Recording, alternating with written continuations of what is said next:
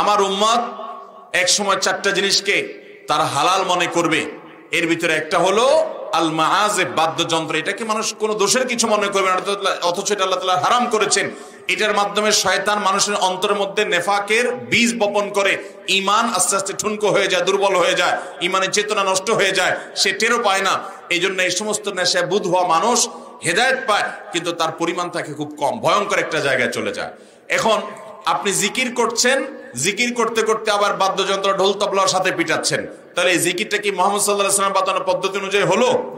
অথচ জিকির ইবাদত, কিন্তু সেটা মুহাম্মদ সাল্লাল্লাহু আলাইহি ওয়াসাল্লামের পদ্ধতি অনুযায়ী হয় নাই, তাহলে এটা বিদআত। এবং এই বিদআতের কারণে জিকির করে আপনি জান্নাত না বরং জাহান্নামে যাওয়ার কথা নবী সাল্লাল্লাহু আলাইহি ওয়াসাল্লামের হাদিসের আলোকে।